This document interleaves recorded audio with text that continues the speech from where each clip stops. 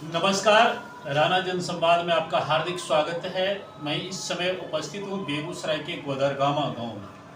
जी हाँ, यह वह गांव है जो साहित्य और राजनीति दोनों की धरती है। विप्लवी पुस्तकालय किसी परिचय का मोहताज नहीं है।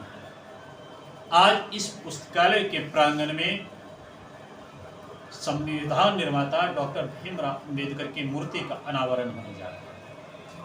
इस मूर्ति के अनावरण के अवसर पर हमारे बीच वरिष्ठ साहित्यकार,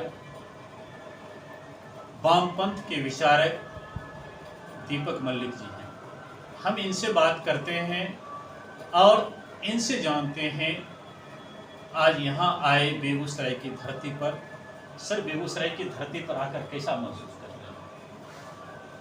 बेगूसराय की धरती तो एक लंबे दौर से इनकलाब, परिवर्तन और नई दृष्टियों की जगह रही है बिहार में। तो मैं मानता हूँ कि एक दौर से हमारा बेगूसराय में हर बार जो आना होता है, इसको पहले भी आया हूँ, तो एक दौर से एक छोटी मोटी तीर्थ यात्रा है। बेगूसराय आने को तीर्थ यात्रा आप कहते हैं सर, इसका कारण कुछ बताएंगे हमारे दर्शकों को? इसका कारण ये है कि बेगूसराय का इस पूरे सूबे में समाज परिवर्तन के आंदोलन में एक बहुत विशिष्ट भूमिका है। सर, आप तो वरिष्ठ साहित्यकार हैं और देश के हर एक कोने में आपका जाना माना जाता है, लेकिन जहाँ तक मैं बेगूसराय के साहित्यकार को, ये यूँ कहीं बिहार के युवा साहित्यकार को पढ़ता हूँ तो दो पंथ की ओर जा रहे हैं सर। एक का कहना ये होता है कि सरकार के हर एक नीति का विरोध करना ही और विरोध में लिखना ही साहित्यकार है, और एक पंथ जो है उस साहित्यकार का कहना यह है अगर विरोध लिखना मेरा कर्तव्य है तो उसने अगर सही काम किया तो उसकी प्रशंसा करना भी मेरा कर्तव्य है। सर, इस पर आप क्या कहते हैं? देखिए, ये जो एक दृष्टि है कि लगातार विरोध करते रहें, या जिसे कहें अंध विरोध का जी, और एक है कि अंध विश्वास या अंध समर्थनवाद। तो हम समझते हैं ये दोनों पेंडुलम की तरह वो किनारे हैं और हमें उससे बचना चाहिए।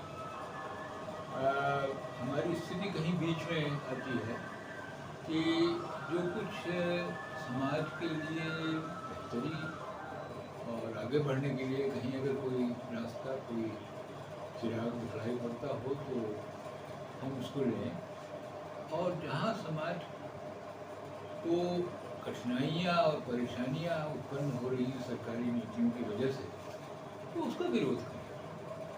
तो इन दोनों के बीच में कहीं न कहीं एक भारसाम्यता होनी चाहिए, तारतम्य होना चाहिए। मैं तो ये समझता हूँ, न अंध विरोध न अंध समर्थन। सर, आज विप्लवी पुस्तकालय में आप आए हैं जहाँ डॉक्टर भीमराव अम्बेडकर के आदमकद प्रतिमा का अनावरण होने जा रहा है। उसी प्रांगण में महात्मा गांधी की भी प्रतिमा है सर, कबीरदास की भी प्रतिमा है जो निर्गुणवादी थे भी, उसके बाद प्रेमचंद्र की भी प्रतिमा है सर। प्रेमचंद, कबीरदास दोनों पूर्ण साहित्यकार, कोई भक्तिकालीन कोई आधुनिक साहित्यकार, उपन्यासकार। राष्ट्रपिता महात्मा गांधी की प्रतिमा उसी प्रांगण में है और भीमराव अम्बेडकर की थोड़ा सर असमंजस की स्थिति वहाँ उत्पन्न कर रही है। इस साहित्यकारों के बीच एक राजनीतिक का भी मूर्ति अनावरण हो रहा है। देखिए, भारतीय राजनीति जो रही है, खासतौर से जो देश के परिवर्तन की राजनीति रही, उससे गांधी और अम्बेडकर दोनों जुड़े रहे हैं। वो किसी भी मायने में एक सांस्कृतिक क्रांति से बहुत ज़्यादा भिन्न नहीं है, क्योंकि जो कुछ महात्मा गांधी ने बातें उठाई वो महज कोई दलबंदी या राजनीति करने का, या जैसे असेंबली में जो लोग करते हैं जिस तरह के दांव पेच करते हैं, उसके लिए नहीं कर रहे थे। वो एक नया समाज बनाने के लिए कर रहे हैं। और साहित्यकार का क्या दृष्टि होती है? उसकी भी दृष्टि दृष्टि होती है कि एक समाज को देखे और उस समाज में अगर उसकी कोई बात बनती है, उसकी कोई बात अगर चल सकती है तो उस बात को रखे। हैं उसके जो कॉन्ट्रडिक्शंस हैं समाज के अंदर, जो अंतर्द्वंद हैं, उन अंतर्द्वंदों को उभारें और उसके बारे में लिखें और जनता को जागृत करें। देखिए, जनता से जुड़ी हुई चीज़ें साहित्य भी है और पूरी आज़ादी की लड़ाई की ये जो दो नायक रहे हैं हमारे, इन दोनों नायकों ने इन प्रश्नों को बार बार लिया है।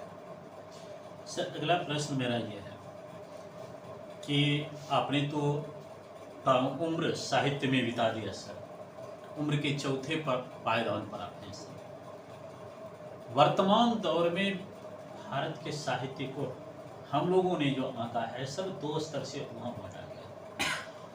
एक साहित्यकार को लोगों ने कह दिया कि ये किताबी साहित्यकार है और एक को मंचीय साहित्यकार सर, मंच कवि। दरअसल जो है साहित्यकार है कौन से? देखिए, अगर युग की भाषा और युग की जो मांग है, अगर उसको आप उसको प्रतिध्वनित नहीं करते हैं तो आप न साहित्यकार हो सकते हैं और न ही समाज परिवर्तन के अग्रदूत हो सकते हैं। तो ये दोनों चीज़ें मिली जुली हैं।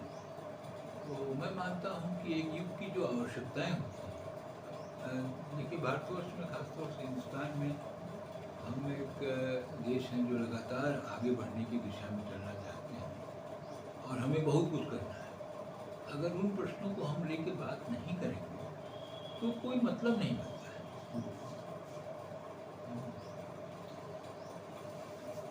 हम बात कर रहे हैं अभी दीपक मल्लिक जी से। कई बिंदुओं पर हमने थोड़ा कटाक्ष, थोड़ा तीखा प्रश्न भी सर से किया और सर अपने अनुभव के आधार पर सटीकता पूर्वक उसका जवाब देते गए हैं।